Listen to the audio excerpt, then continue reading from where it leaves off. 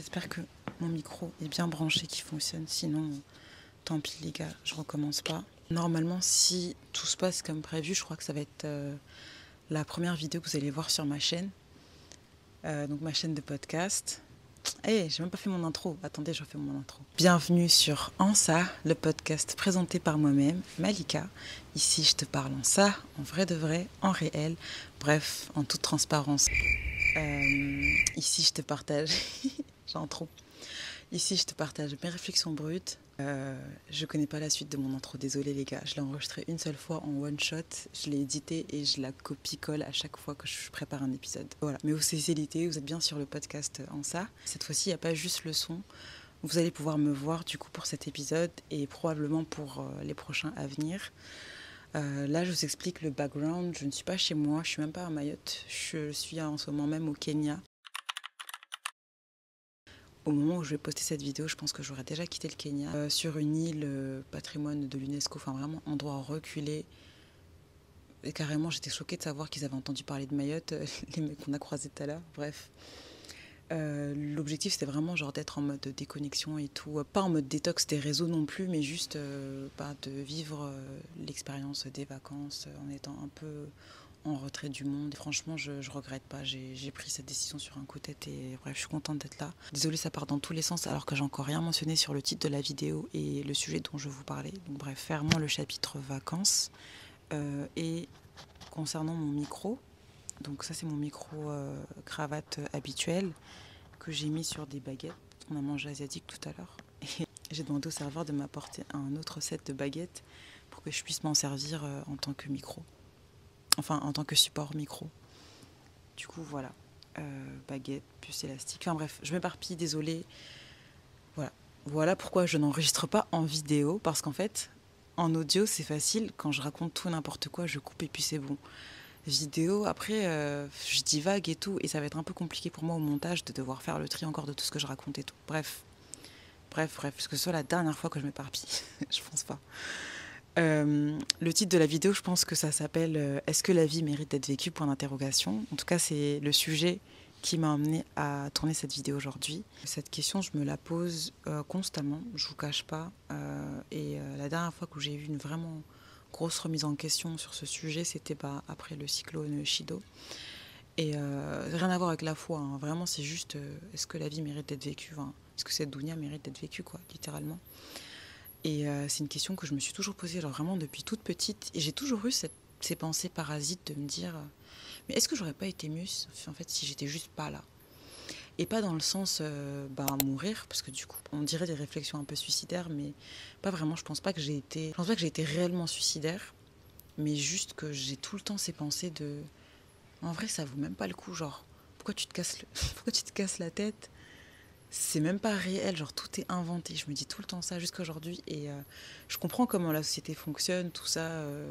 Y a beaucoup de choses qui n'ont aucun sens pour moi, ok. J'ai fait la paix avec certaines choses comme le fait que je vais probablement devoir travailler jusqu'à l'âge de la retraite, ok.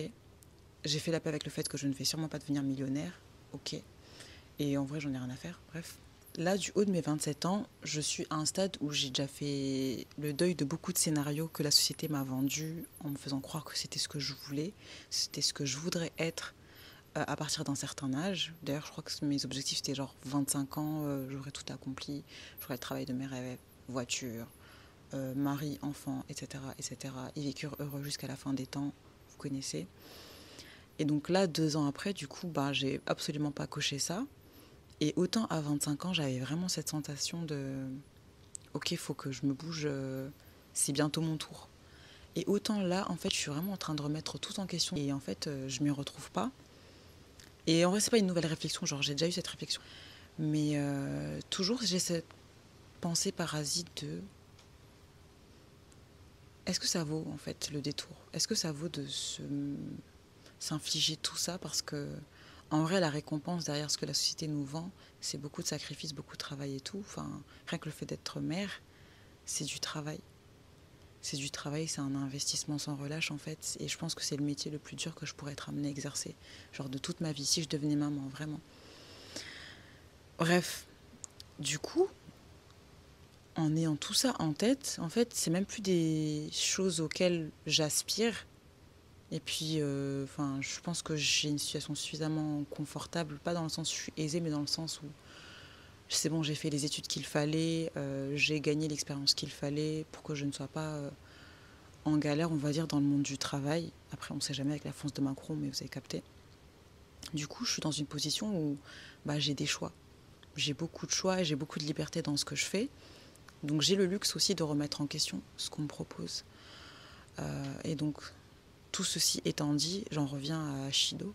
Donc une fois qu'il y a eu Shido, j'étais vraiment dans cette contemplation de l'absurde. J'arrivais pas à me dire que dans d'autres parties du monde, la vie continuait à avancer. Le monde continue de tourner finalement après qu'on ait vécu un tel désastre. Et j'avais vraiment du mal avec le fait d'ouvrir les réseaux sociaux quand j'avais Internet, du coup, quand j'arrivais à avoir Internet, quand je me rendais au bureau. Ouvrir les réseaux sociaux, voir que les autres ont repris leur vie. Ok, les Mahorais qui étaient en métropole ou qui étaient en dehors de Mayotte au moment des faits, ils essayaient vraiment de nous porter. Hein. Ils portaient le combat sur leur dos parce que nous, on n'avait pas Internet. Donc ça repartageait beaucoup de choses, ça repartageait les cagnottes et tout.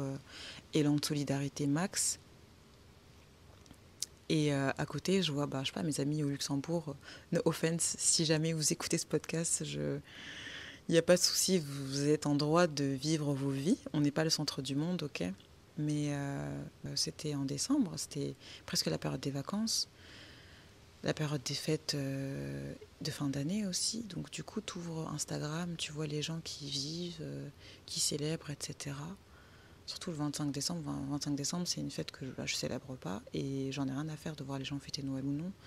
Mais juste en fait, voir ce truc de ils sont réunis en famille et tout, pendant que nous on est dans le noir.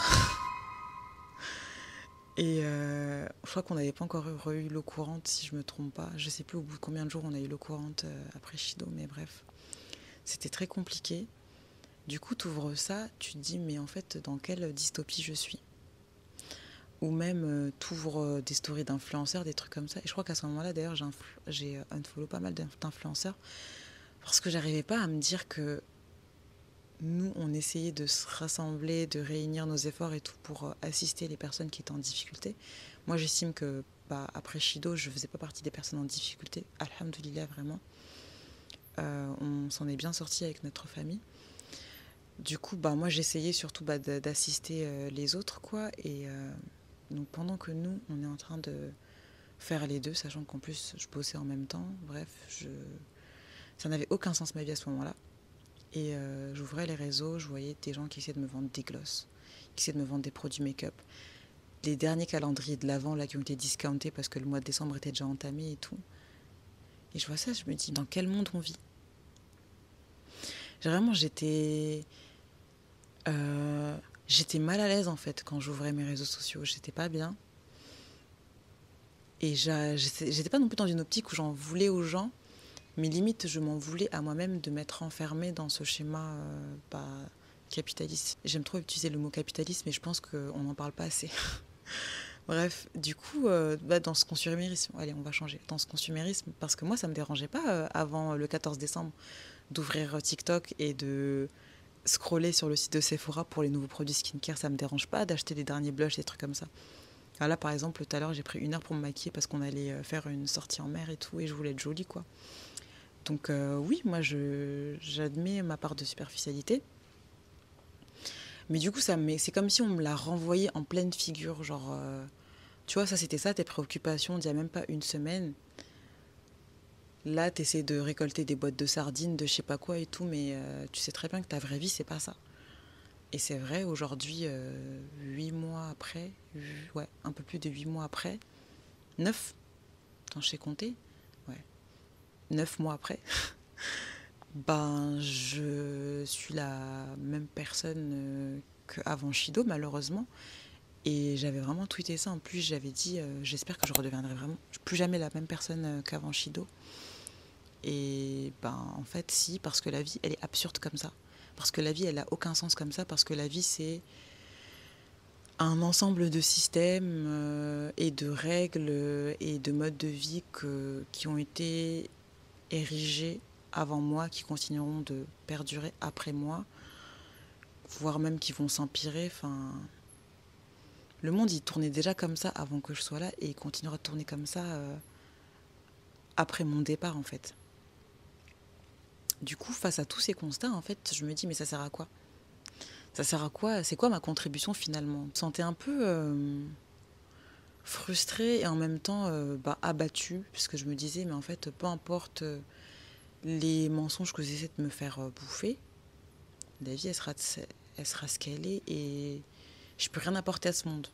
Et j'ai jamais eu non plus la prétention d'apporter quelque chose à ce monde et de me dire que, ok, grâce à moi, les choses vont fonctionner différemment quelque part et tout. J'ai jamais été cette personne et j'ai jamais eu ces aspirations. Vraiment, moi, j'ai toujours vécu la vie en mode mes décisions ne concernent que moi.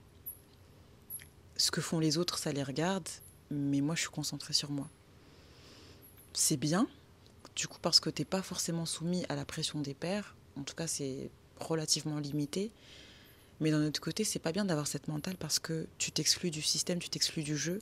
Or que, en fait, si tout le monde réfléchit comme ça, personne va remettre en question le système en place pour mettre des actions en place et pour essayer de changer des choses. Vous voyez ce que je veux dire? En gros, c'est venir avec une mentalité de perdant. Et j'avoue que moi, j'étais juste dans l'évitement. J'étais consciente sur plein de problèmes de société et tout, mais je regardais ça d'un point de vue vraiment extérieur.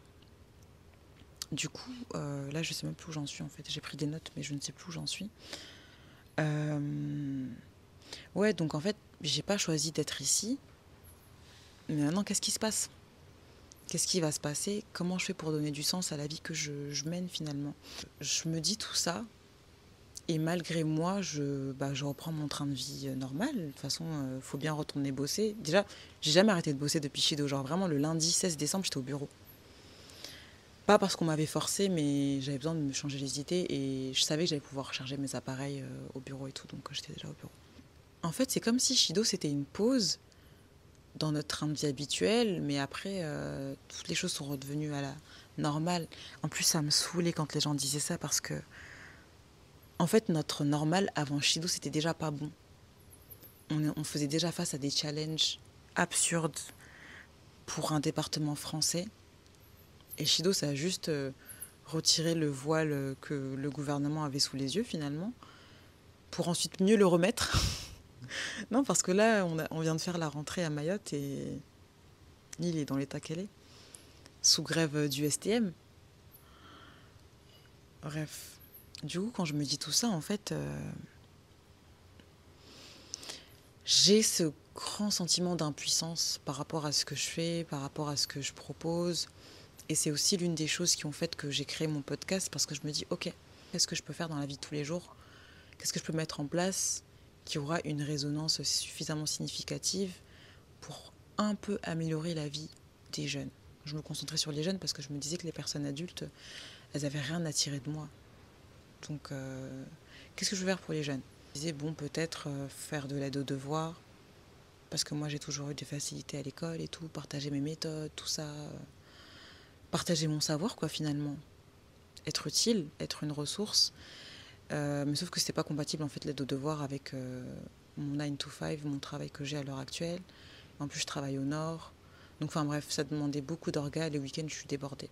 Je me disais, non, ça va être compliqué. Je me suis toujours dit qu'un jour, peut-être, si l'occasion se présente, je ferai un podcast. À ce moment-là, je me disais que je ferais un podcast avec des copines où on allait parler de tout et rien. Enfin, un podcast en mode chill, en fait, où on critique un peu la société, mais on raconte un peu nos histoires à nous et tout, en mode détente. Pas du contenu particulièrement éducatif. Du coup, je me suis dit, en vrai, fais un podcast où tu t'adresses à tes petits, en fait. C'était ça l'idée, du coup. Bon, là, à l'heure actuelle, mon audience, elle reflète pas trop mon désir de base, mais ça me dérange pas. Vous êtes déjà là, prenez place, asseyez-vous, mettez-vous à l'aise. Si mes sujets vous intéressent, tant mieux. Mais du coup, voilà, j'ai lancé mon podcast et tout, ça intéresse des gens. À ma grande surprise, il y a des gens qui m'écoutent parler pendant 1 heure. Peut-être qu'ils écoutent petit à petit, genre ils font 10 minutes un jour, 10 minutes un autre jour et tout, mais ils m'écoutent parler 1 heure, ce qui est énorme. Et on me fait des retours relativement intéressants. Donc voilà, là pour l'instant, je suis satisfaite de l'élan qu'est en train de prendre le podcast. Et là, j'ai l'impression d'avoir fait quelque chose qui a rajouté du sens à ma vie. En gros, ce que j'ai entrepris, Je me suis pas posée en mode j'ai rédigé un plan quinquennal sur qu'est-ce que je veux accomplir, qu'est-ce que je veux toucher, combien de jeunes je veux aider, quels résultats je souhaite obtenir avec mon podcast et tout. Juste, je me suis lancée parce que j'ai ressenti un calling, j'avais le besoin de faire quelque chose, donc j'ai fait ça. Mais quand on met en perspective, du coup, par rapport à mon sujet actuel, parce que depuis tout à l'heure je parle, mais on dirait que ça n'a rien à voir avec le sujet dont je veux parler aujourd'hui. Là, en gros, j'ai fait une démarche où j'ai activement donné du sens à mon existence. Et c'est là que je me suis dit, mais en fait, ça s'apprend ça. Là, je l'ai fait inconsciemment, par pur hasard, et peut-être que c'est ce qui m'a sauvée d'une potentielle déprime post-Shido. Je vais pas dire sauvée parce que jusqu'à aujourd'hui, quand je repense à Shido, que je revois ce qu'on a vécu, les images et tout que j'avais filmé, ça me fait quelque chose. Genre vraiment, ça me donne des larmes aux yeux et tout, rien que d'y repenser et tout. Bref, je suis toujours très très émue quand je repense à Shido, donc je sais pas si on peut dire sauvée, mais en tout cas, ça m'a distrait. Ça m'a permis d'avoir une occupation suffisamment consistante et des objectifs qui m'ont donné envie de continuer tous les jours. Vous voyez ce que je veux dire? Donc, quelque part, j'ai donné un sens supplémentaire à ma vie. Mais comment les gens qui n'ont pas de podcast ou qui n'ont pas d'objectif particulier, comment est-ce qu'ils vont faire s'ils se retrouvent dans la même situation que moi, sans même avoir vécu Shido? Si juste un beau jour, tu te réveilles, tu te dis, mais en fait, je suis pas heureuse, mais en fait, j'aime pas ce que je fais, j'aime pas qui je suis, j'aime pas les gens avec qui je traîne, j'aime pas ma famille. Ça arrive et c'est ok. Mais qu'est-ce que vous faites en fait du coup quand vous êtes dans une impasse comme ça? Franchement, c'est dur. Et là, je parle même pas des gens qui vivent des vies difficiles en elles-mêmes.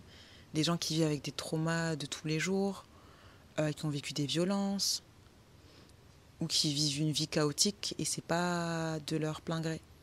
Est-ce que vous arrivez toujours à vous dire que la vie, elle mérite d'être vécue quand vous vivez une vie comme ça? Et là, j'ai pris un angle vachement auto-centré, mais même d'un point de vue plus global, plus structurel et tout. Quand on regarde l'état du monde à l'heure actuelle, même si je sais que les conflits, ils datent pas d'hier, je sais que les questions de pouvoir, elles datent pas d'hier, il y aura toujours des situations où il y aura des dominants et des dominés. Mais le fait de pouvoir suivre ça en temps réel, presque, ça rajoute un truc quand même. Genre, du coup, la question, c'est comment est-ce qu'on fait pour vivre pleinement sa vie dans un monde complètement absurde, dans un environnement apocalyptique, dans la France de Macron, dans le Mayotte de Macron.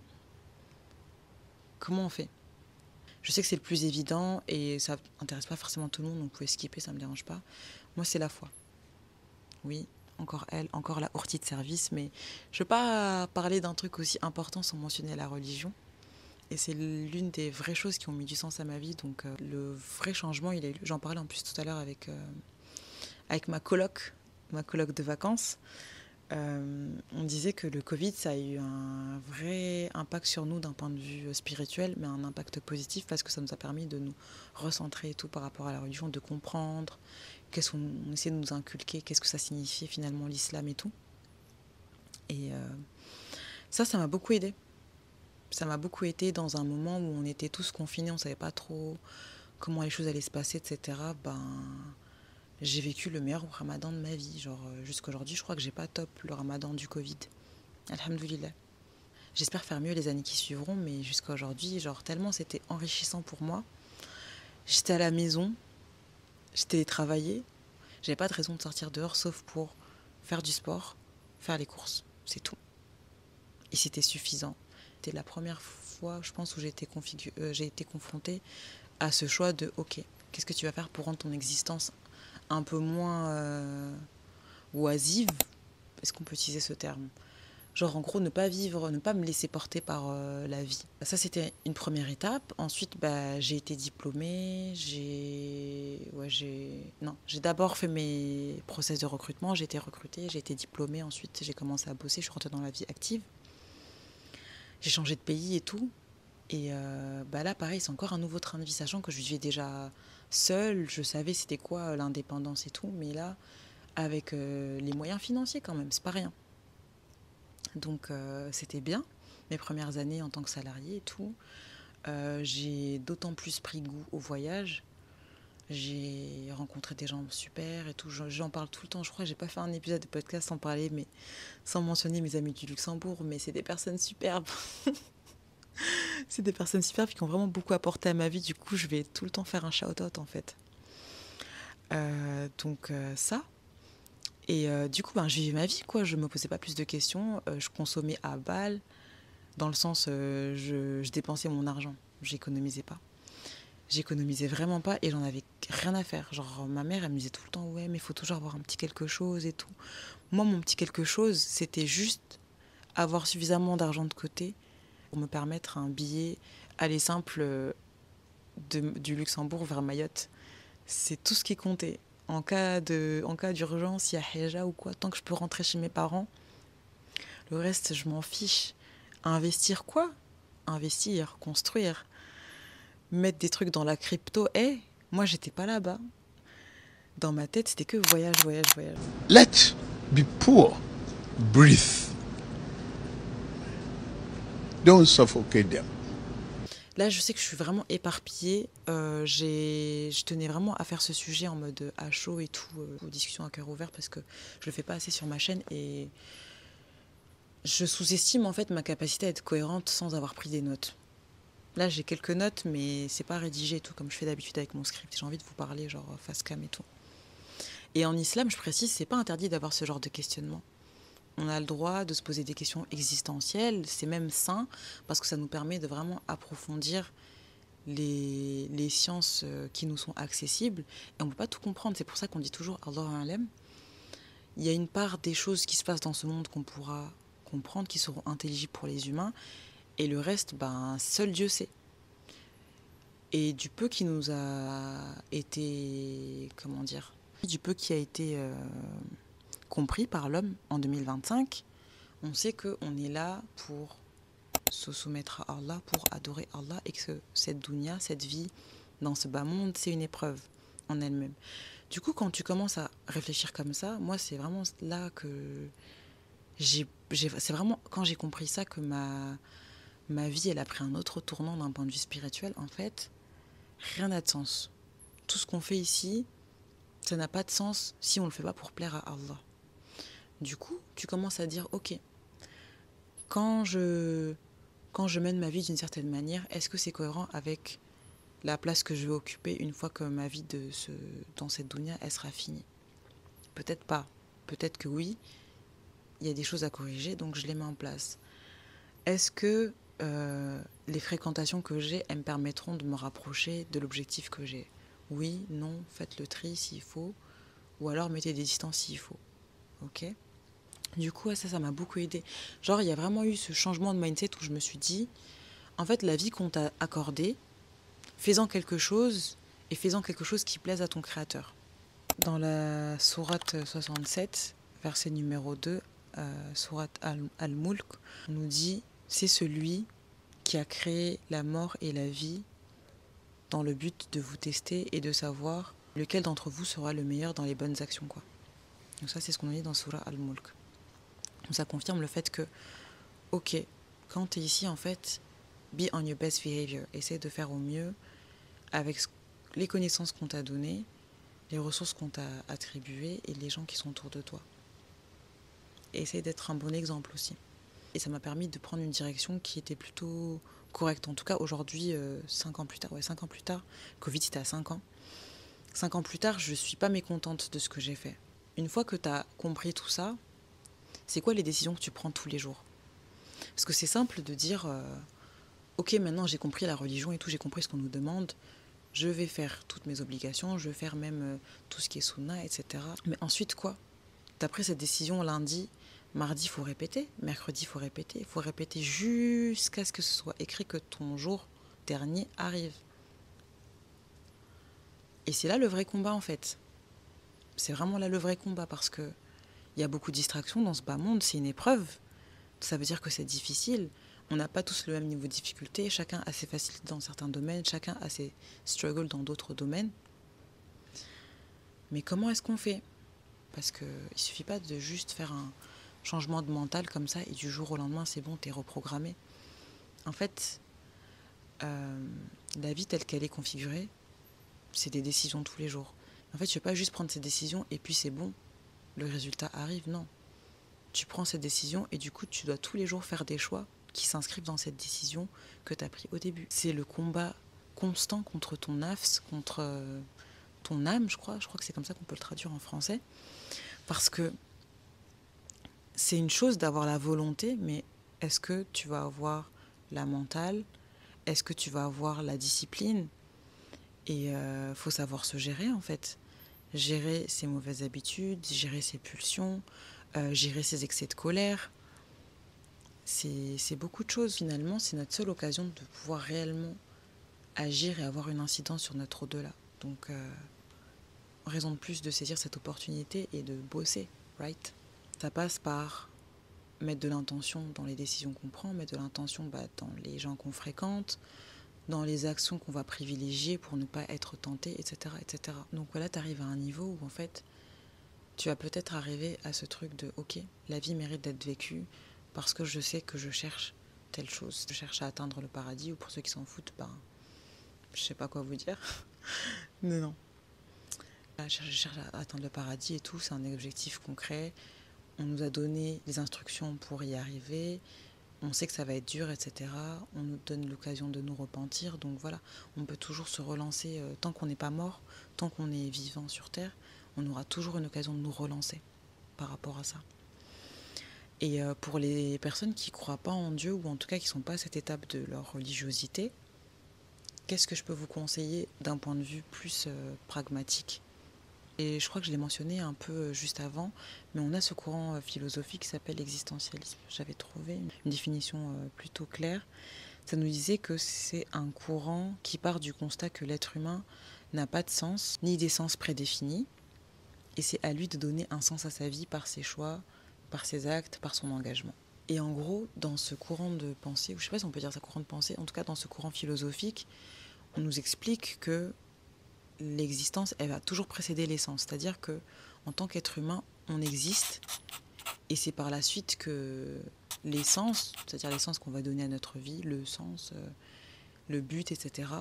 Qu'est-ce qu'on en fait en fait de cette vie? Ça viendra toujours après. On ne peut pas avoir l'essence avant l'existence. Genre, il faut d'abord qu'on existe matériellement dans ce monde pour ensuite œuvrer à donner du sens à notre vie. Je ne sais pas si c'est clair, mais je suis sûre que je vais trouver une meilleure manière de le dire ici. Ils nous disent quoi? Cette vision considère que la valeur de la vie est... Qu'est-ce que j'ai fait? Ah, je sais pas ce que j'ai fait. Cette vision considère que la valeur de la vie n'est pas donnée par le monde, mais par ce qu'on décide de poursuivre, que ce soit un idéal, une cause, des relations, etc. Et qu'en gros, on ne va pas toujours trouver un sens, mais il faut en fait le créer. Il faut le fabriquer brick by brick by brick by brick. Et j'aime bien cette manière de voir les choses. J'aime bien, mais il y a des trucs sur lesquels je ne suis pas d'accord. Je vais nuancer après. J'aime bien parce que du coup, ça nous permet en fait de dissiper cette sensation d'impuissance. J'en vous en parlais juste avant. C'est frustrant en fait de se dire que le monde il va continuer à tourner comme ça et tout. Moi, je peux rien y faire. Je suis qu'un atome. Je suis rien dans cette dunya. Mais du coup, si tu devais juste gérer ta propre vie, qu'est-ce que tu mettrais dans ta vie à toi? Qu'est-ce que tu rajouterais dans ta vie à toi pour que ça ressemble à quelque chose que tu as envie de vivre tous les jours, pour que ça ressemble à quelque chose qui te donne envie d'être en vie, en fait, tout simplement. Et là où je suis pas trop d'accord, c'est qu'en fait, ils nous disent que... Attends, il a dit quoi? Que en gros, la valeur de la vie, elle n'est pas donnée par le monde. Si, en fait. C'est le monde qui décide qui vit. C'est le monde qui décide quelles vies ont de la valeur, quelles vies n'ont aucune valeur, qui méritent de mourir, qui méritent d'être tuées, quelles morts ont du sens, quelles morts n'ont aucun sens, quelles morts vont compter, quelles morts ne comptent pas, etc. Et tout ça, c'est des jeux de pouvoir. Du coup, si, en fait, le monde va donner une valeur à la vie, malheureusement, et au-delà de ça, si on ne vit pas dans un endroit où on est sous guerre et tout, même la vie en société la plus classique, la plus banale, en fait, c'est la vie, c'est la société dans laquelle tu vis qui a décidé à quoi allait ressembler ta vie, genre métro, boulot, dodo. C'est pas toi qui as décidé du haut de tes 0 mois, là, en sortant du ventre de ta mère, que une fois que tu aurais la majorité, une fois que tu aurais atteint la majorité, Tu allais vivre un rythme de vie effréné juste pour pouvoir consommer et survivre dans le capitalisme en fait. C'est pas nous qui avons inventé ça, ça existait déjà. Et pour des personnes qui n'ont pas fait ce travail de réfléchir à comment donner du sens à leur vie, ben c'est ça leur vie. Elles sont conditionnées ces personnes. La majorité de la population de toute façon elle est conditionnée à vivre comme ça. Et d'autres personnes encore, ils ont juste pas le choix en fait. Ils sont nés dans des conditions qui leur permettent même pas d'avoir le choix. C'est soit tu survis, soit rien du tout, soit t'es plus là en fait. Donc bon, moi je suis pas forcément d'accord avec cette approche sur ces points-là, mais bref. Revenons dans un monde où on est suffisamment privilégié pour avoir du choix. Comment est-ce qu'on arrive à se dire que la vie elle mérite d'être vécue? Et du coup j'ai lancé cette discussion au travail pendant la pause déj. J'ai demandé à mes collègues est-ce qu'ils trouvaient que la vie méritait d'être vécue, et un de mes collègues qui a sorti un truc qui était tellement intéressant. Il a dit qu'en fait la vie elle mérite d'être vécue parce que on vit des moments difficiles qui nous permettent d'apprécier les moments beaucoup plus heureux, les moments joyeux, les moments qui ont de la valeur finalement. Et en fait, réel, hashtag il a dit vrai, hashtag il dit mieux. Ouais, en fait. Et ça ne veut pas dire qu'il faut absolument souffrir pour pouvoir kiffer sa vie, mais juste que quand il y a des moments de down, il y a des moments qui sont éclatés, il y a des moments au sol, il y a des moments éteints, ben, demain ce sera mieux. Peut-être pas dans l'heure qui suit, peut-être pas dans la journée qui suit, peut-être pas la semaine qui suit, mais forcément, à un moment donné, il y aura un petit up dans la courbe. Genre, la vie, ça peut pas faire ça. Sinon, ça veut dire que t'es mort déjà. La vie, c'est vraiment ça. Et du coup, tu donnes du sens à ta vie quand tu décides ce que tu fais quand t'es au plus bas. Et quand tu décides aussi de ce que tu fais quand t'es au plus haut. Et que tu te laisses pas porter par l'euphorie du moment, en fait. Du coup, la vie, elle mérite d'être vécue quand on arrive à développer une certaine gratitude, finalement.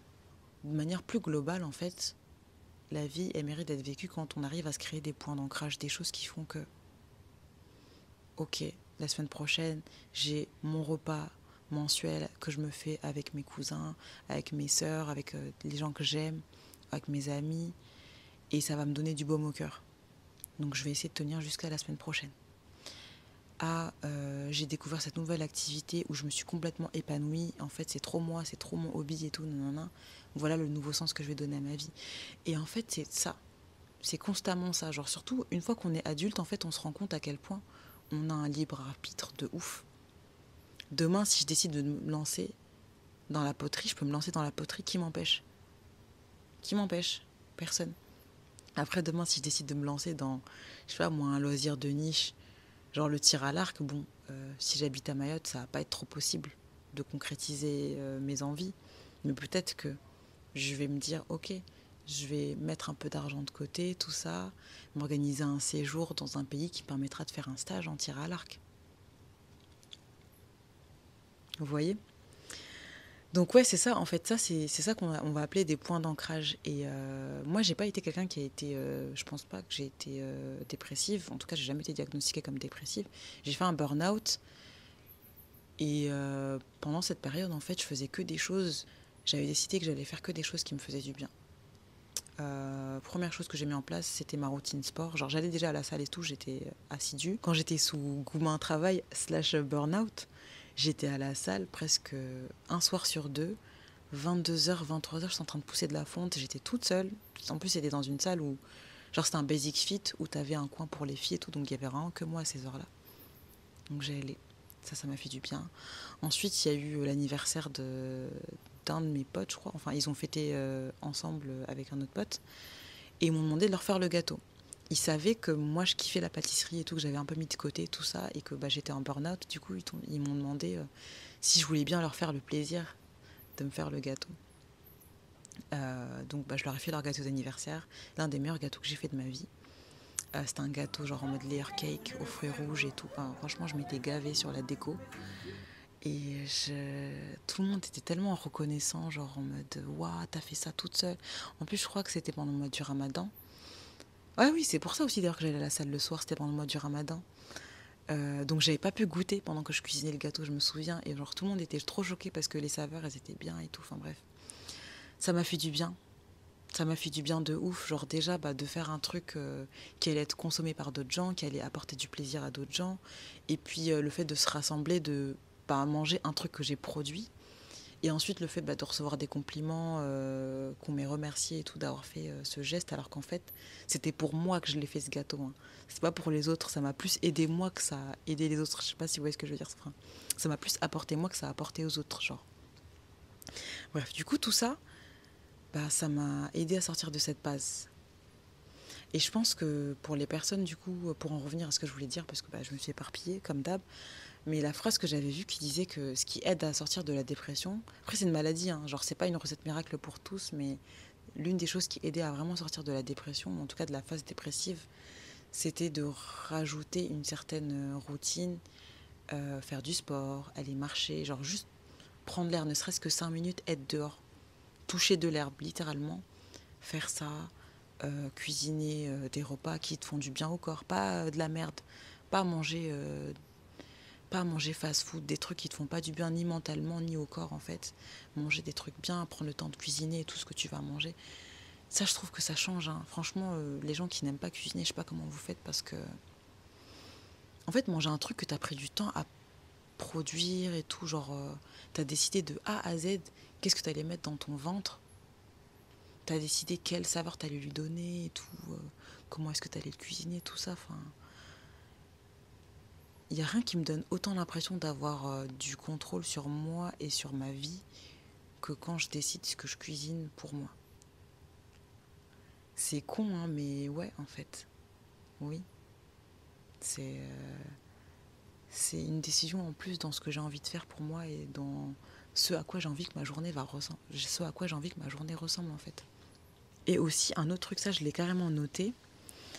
En gros, on parle de Cognitive Behavioral Therapy.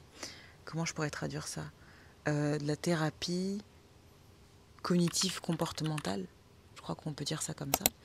Et en gros, c'est comment en fait tu arrives à te réguler et à sortir de ce cycle dépressif où tu es en mode tu rumines des idées noires et tout. Genre en gros, dès que tu commences à sentir que ton cerveau commence à partir dans... Tu sais, il ressasse des mauvaises pensées, etc. En fait, il faut que tu fasses l'effort conscient de dire non mais prends tes baskets, sors, va marcher un coup et tout, il y a de belles choses à voir dehors. Ah, regarde le ciel et tout, il est dégagé. Regarde la nature. En fait, juste prendre conscience de là où t'es et ça te permet en fait de... comment dire? En gros, c'est comme si quand t'es dans ta phase dépressive, ton cerveau, il a des chemins qu'il connaît déjà et qu'il a l'habitude d'emprunter, du coup, qui vont mener à cette phase dépressive, voire à la dépression. Et en fait, toi, il faut qu'à chaque fois, tu débranches les câbles existants et tu les rebranches sur des nouveaux câbles. Enfin, là, je bouge mes mains dans tous les sens, désolé, mais en gros, je vais pas poser mon micro. Mais en gros, la manière dont c'est arrangé dans ton cerveau pour arriver à la phase dépressive, il faut que activement tu débranches, tu coupes le circuit, tu recrées un nouveau circuit qui va t'emmener vers quelque chose qui est beaucoup plus productif et beaucoup plus positif. Voilà. Ça, du coup, j'ai pas été diagnostiquée comme dépressive et je pense pas que j'ai été dépressive. Du coup, je sais pas si tout le monde peut mettre ça en place, mais en tout cas, il y a beaucoup de gens qui ont réagi à ça dans les commentaires et qui ont dit que c'est vrai que c'est l'une des choses qui les ont aidés à sortir de la dépression et à donner du sens à leur vie, du coup. Moi, je dirais en addition à ça, apprenez à reconnaître les moments où vous savez que vous êtes débordé. En fait, n'attendez pas que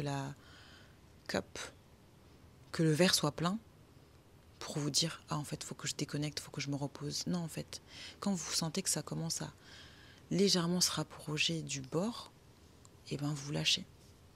Vous prenez du temps pour vous et tout. Vous vous rappelez, en fait, qu'il y a des choses dans la vie qui vous rendent heureuse, heureux.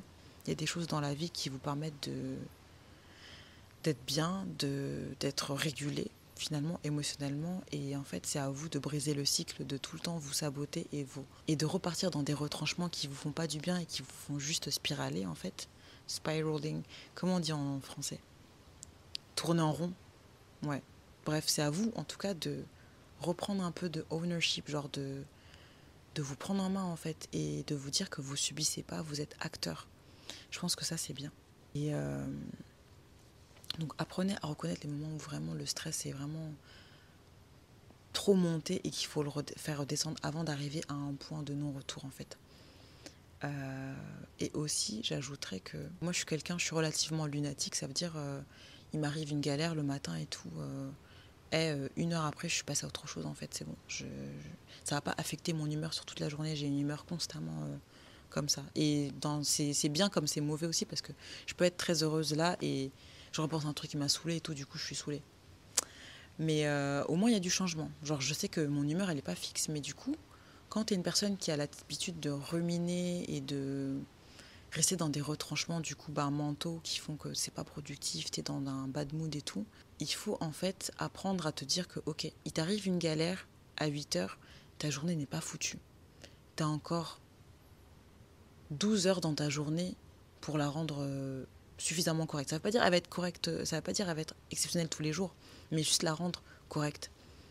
Ok, il t'arrive une galère à 8 heures, midi, tu te fais plaisir, tu vas manger un truc qui te fait plaisir. Ou, je sais pas, tu parles à quelqu'un qui te fait du bien, genre quelqu'un dont t'es proche et tout. Tu vas pas forcément parler de la galère qui t'est arrivée juste avant, mais juste avoir une conversation positive avec cette personne, ou une conversation profonde, qui va te donner cette impression de « Ah oui, ok, c'est vrai que j'aime bien parler à cette personne. » En fait, il faut que ton cerveau se rappelle qu'il y a cet incident négatif dans ta journée, mais il y a plein d'autres choses positives qui vont s'ajouter, qui vont faire qu'en fait, cet incident négatif, c'est comme s'il n'était jamais arrivé. Ça fait partie des choses qui aident vraiment. Et en gros, il y avait quelqu'un qui avait dit partez du principe que il y a quelques mauvais moments, mais ce sera jamais une mauvaise journée. Genre, vous décidez que ce sera jamais une mauvaise journée. Il y a peut-être une succession de mauvais moments, une succession de galères et tout, surtout un jour où tu as vraiment la poisse, mais c'est pas grave. Tu sais qu'à la fin de la journée, tu es censé aller faire ton sport, tu es censé aller marcher un peu, prendre l'air, etc. Tu sais que ce soir, tu vas cuisiner un dîner de ouf et tout. C'est bon. Tu décides que ce sera ça l'événement qui va rendre ta journée spéciale. Vous voyez ou pas? Je vais conclure avec un truc que j'avais dit dans les commentaires d'une fille qui documentait un peu sa dep, comme elle le dit, c'est so cute. Si vous connaissez, c'est une Mahoraise, j'adore ses TikTok. Et donc elle documentait ses épisodes dépressifs sur TikTok. Et je lui ai dit It might get worse before it gets better. C'est-à-dire que là, tu es dans une mauvaise phase, tu sais que c'est dur. Tu sais reconnaître quand tu es dans une phase où ça va pas, puisque la dépression, c'est une maladie et tu n'es jamais à l'abri de retomber. Et quand tu te rends compte que tu es dans cette phase, il faut que tu arrives à te dire que, ok, peut-être demain ce sera encore pire qu'aujourd'hui, peut-être que comment je me sens là, demain ce sera encore pire et après-demain encore pire. Mais le jour d'après, ça va aller mieux. Ou peut-être 5 jours après, ou peut-être dans une semaine, ça va aller mieux. It might get worse before it gets better. Ça pourra être pire jusqu'à ce que la situation s'améliore en fait. Et je pense que c'est une belle manière d'approcher la vie qui nous permet de nous dire qu'en fait, peut-être qu'elle mérite d'être vécue finalement. Et dernier truc aussi qui m'aide vraiment, vraiment beaucoup.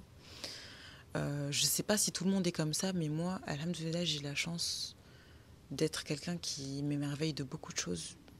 Genre un moindre truc, genre juste je vois une belle plante. Genre là par exemple je suis entourée de bougainvilliers. C'est une plante magnifique. Juste voir ça, je suis trop heureuse. Là j'avoue je suis dans un cadre, c'est facile de dire ça quand t'es dans un cadre de rêve. Là je suis dans un resort de ouf et tout, sur une île de ouf, je suis en vacances. Demain j'ai pas à bosser. Il est 23h48, je vais décider à quelle heure je vais mettre mon réveil et tout. Mais dans la vie tous les jours, je suis comme ça aussi. C'est-à-dire qu'après une sale journée, quand je reviens de Longoni, là, que je dois retourner à Mamoudzou et tout, la chose qui va me mettre un petit baume au cœur quand même, c'est de me dire que je vais voir le coucher de soleil quand je vais rentrer. Peut-être qu'il va faire moche, mais quand je vais arriver chez moi, je vais voir ma famille. Je vais pouvoir parler à ma mère, je vais voir mon frère. Peut-être qu'il ne sera pas d'humeur à me parler, mais je peux peut-être prendre mon téléphone et appeler ma sœur pour lui demander comment ça va de son côté. Peut-être qu'elle va pouvoir me raconter des trucs sympas. Vous voyez ? Et moi, les petits trucs comme ça, en fait, j'ai réussi à vraiment les estimer à leur juste valeur. Je ne vais pas placer ça plus bas. En fait, je ne vais pas placer des événements banaux du quotidien que je peux créer tous les jours plus bas que des événements exceptionnels qui peuvent ruiner mon humeur, genre ruiner ma journée. Et je vais me dire que, ok, c'est pas grave, il s'est passé ça. Mais purée, qu'est-ce que j'ai de la chance d'avoir la sœur que j'ai. Qu'est-ce que j'ai de la chance d'avoir les parents que j'ai. Qu'est-ce que j'ai de la chance de pas mourir de faim. Qu'est-ce que j'ai de la chance d'observer, d'entendre les oiseaux chanter, de voir le soleil se coucher, d'apprécier les étoiles, en fait d'apprécier la création de Dieu. On en revient à ça finalement. Et je pense que c'est la vraie raison pour laquelle je voyage autant. Genre, ok, j'apprécie les paysages à Mayotte et tout, enfin vraiment, je prends beaucoup de photos, je documente énormément ma vie à Mayotte et le cadre dans lequel on vit. Mais apprendre à regarder autre chose, découvrir des nouvelles variétés. Là, tout à l'heure, on a vu des espèces de mangroves qu'on n'a pas à Mayotte. Et genre, j'étais en mode, ah ouais, waouh, je savais même pas qu'il y avait différents types de mangroves. La meuf idiote, je sais. Mais je savais pas. Et apprendre cette nouvelle information, je me suis dit, waouh, Dieu est tellement grand. Et j'ai pu voir ça de mes propres yeux, genre, j'ai été suffisamment privilégiée pour quitter mon île, venir sur une autre île à des milliers de kilomètres de chez moi et observer cette espèce de mangrove qui n'a rien à voir avec ce qu'on trouve chez nous. C'est con, hein, mais c'est trop beau. Franchement, c'est trop beau. Et en plus, on a fini la journée à... En gros, on a pris un dow, je sais pas si on prononce comme ça, mais bref, D-H-O-W. C'est genre des bateaux à l'ancienne, là. Et en gros, c'est comme une croisière coucher de soleil et tout. Et donc, on arrive vers les mangroves. Et au début, il nous a mis de la musique et tout, genre en mode ambiance. Et on arrive, il coupe la musique. Et en fait, on entend juste les vagues, on entend les oiseaux et tout. Le soleil était déjà couché. C'était tellement apaisant. C'était juste toi, la nature et tes pensées. Genre, on était 5 sur le bateau. Non, on était 6, je crois. C'est comme si j'étais toute seule. Vraiment, genre les 5-7 minutes où j'étais isolée avec mes pensées, à écouter le bruit de la mer, le bruit de la nature et tout. Ça m'a tellement fait un bien fou, sachant que j'ai passé une journée difficile. On a atterri aujourd'hui et on a eu quelques galères quand même pour arriver jusqu'ici. Ça m'a juste rappelé qu'en fait, meuf, tu t'es payé des vacances de fou. T'es là, profite. Profite. Sens-toi reconnaissante, estime-toi chanceuse, parce que c'est le cas, je suis chanceuse. Je suis chanceuse de pouvoir me permettre ça. Je suis chanceuse de pouvoir créer la vie que j'ai envie de vivre. Genre vraiment, je suis pas contrainte à des trucs de ouf. Je vis dans une société qui permet aux femmes de travailler, qui me permet de vivre chez mes parents à l'œil. J'ai pas des parents qui veulent m'exploiter. Donc en vrai, ça va pour moi. Alhamdoulilah, ça va pour moi. Du coup, voilà. Je sais pas si en finissant ma vidéo avec ça, ça sonne comme la conne privilégiée qui veut donner des conseils à des gens qui vivent des vies moins bien. Je sais pas. Prenez-le comme vous voulez. Franchement, prenez-le comme vous voulez. C'est les réflexions que je me suis faites. J'espère que ça a aidé des gens quand même. Peut-être que mes illustrations, elles n'étaient pas aussi parlantes que ça. Mais j'ai fait de l'improvisation et je trouve que c'est déjà pas mal pour la durée que cette vidéo va faire. Et je pense qu'on peut me féliciter et qu'on peut me remercier dans les commentaires. La meuf qui veut gratter des interactions. Non mais voilà, je pense que j'ai fait le tour de ce que j'avais à dire et je me sens beaucoup mieux. Je vous jure, j'ai commencé la vidéo, j'avais le cœur lourd. J'avais le cœur lourd parce que j'ai commencé à parler de Chido et tout. Et là, ça va. Je suis un peu plus légère. Bon là, il est tard. Là, il est déjà bientôt minuit. Demain, on va se lever tôt. On a essayé de remplir un peu nos journées, histoire de renta le séjour. Profiter de l'hôtel et des amenities, comme ils disent. Ah oui, et je dois surtout tourner mon épisode sur le travail domestique. Franchement, je sais pas quand est-ce que ça va sortir. Le script, je l'ai fini là, la semaine dernière. Mais j'ai peur de l'enregistrer, je vous cache pas. Franchement, je vous dis la vérité, j'ai peur de l'enregistrer. En plus, là, ce sera un épisode vidéo. Ouais, ça m'angoisse. J'ai des conclusions hyper intéressantes à vous partager, hein, mais j'ai juste peur de comment ça va être reçu. Genre, j'ai l'impression que c'est une discussion qui intéresse beaucoup de gens, mais pas forcément des personnes qui veulent avoir cette discussion de manière je dirais pas bienveillante, mais avec une réelle curiosité intellectuelle. Pas juste dans le but de déconstruire un argumentaire, déconstruire des arguments qui ne sont pas basés sur des faits 100% rationnels et tout. Enfin, j'ai des statistiques, mais pas que. Genre, mon analyse, elle va pas être basée que sur les 174 réponses que j'ai reçues à mon questionnaire, en fait, faut arrêter. Enfin bref, je vous spoil pas. Inch'Allah, demain, je me pose et j'enregistre. Je pense que je vais enregistrer ici. Ou alors peut-être un autre endroit dans l'hôtel. Mais ouais, je vais me poser, je vais enregistrer mon épisode sur le travail domestique. Et d'ailleurs, ce sera en 3 parties si je me trompe pas. Soit 2, soit 3 parties. Parce que j'ai tellement de choses à dire qu'en fait, je me suis dit que c'était mieux que je vous fasse en plusieurs vidéos. Parce que c'est pas tout le monde qui a envie de m'écouter 3 heures, je pense. Et je risque de parler 3 heures. Donc bon. Voilà, je suis contente d'avoir fait cette vidéo. C'est un bon exercice. Je ne sens plus mes jambes. Parce que depuis tout à l'heure, je suis assise en tailleur. Et je vais conclure sur ça. À très bientôt pour mon prochain épisode, qui sera potentiellement vidéo aussi. Dites-moi ce que vous en avez pensé d'ailleurs. Est-ce que du coup ça mérite que je mette l'image sur YouTube? Là j'avoue j'ai pas d'éclairage ou quoi, mais j'espère que je pourrai vous proposer quelque chose de plus qualitatif pour les vidéos à venir. En tout cas j'ai au moins 2 vidéos qui seront tournées genre avec un montage bien pro et tout. Parce que du coup on m'a aidé pour les tourner et j'ai eu des invités de qualité. Après pour le reste voilà, je vous promets rien, mais je vais essayer de garder ce format vidéo. C'est pas mal.